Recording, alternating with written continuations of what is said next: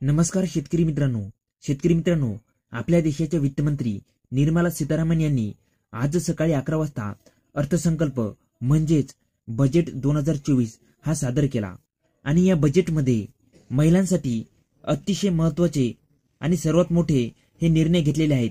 ते आपण अगदी सविस्तरपणे या आजच्या व्हिडिओच्या माध्यमातून पाहणार आहोत। तर शेतकरी मित्रांनो, हा व्हिडिओ शेवटपर्यंत पहा।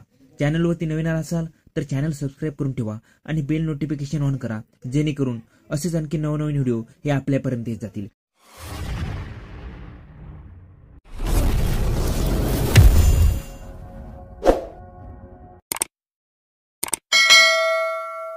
चला तर शेतकरी मित्रांनो, नेमके कोणते मोठे निर्णय आहेत ते आता आपण पाहूया।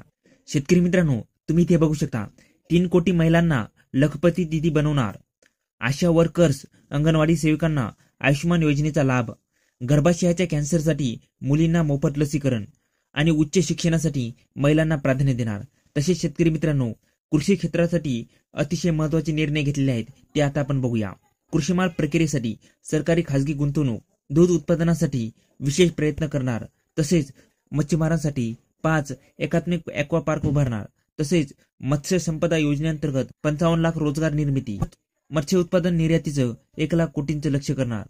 तर शेतकरी मित्रांनो, महिलांसाठी आणि शेतकऱ्यांसाठी अतिशय महत्त्वाचे आणि मोठे निर्णय हे केंद्र सरकारने घेतलेले आहेत। तर शेतकरी मित्रांनो, आता या व्हिडिओमधून पाहूया। तर या अंतरिम बजेटमध्ये महिलांसाठी नेमक्या काय मोठ्या घोषणा केल्या तेही आपण पाहूया। 3 कोटी महिलांना लखपती दीदी बनवणार, आशा वर्कर्स अंगणवाडी सेविकांना आयुष्मान योजनेचा लाभ मिळणार, गर्भाशयाच्या कॅन्सरसाठी मुलींना मोफत लसीकरण मिळणार आहे आणि उच्च शिक्षणासाठी महिलांना प्राधान्य दिलं जाणार आहे। तर बजेटमध्ये कृषी क्षेत्रासाठी सुद्धा महत्त्वाच्या घोषणा करण्यात आल्यात। एकदा आपण याही योजना पाहूया, ह्या घोषणा ऐकूया।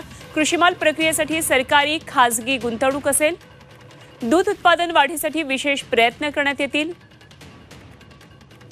मच्छीमारांसाठी 5 एकात्मिक ॲक्वा पार्क उभारली जाणार आहेत, मत्स्य संपदा योजनेअंतर्गत 55 लाख रोजगार निर्मिती होईल, मत्स्य उत्पादन निर्यातीचं 1 लाख कोटींचं आता लक्ष्य असेल।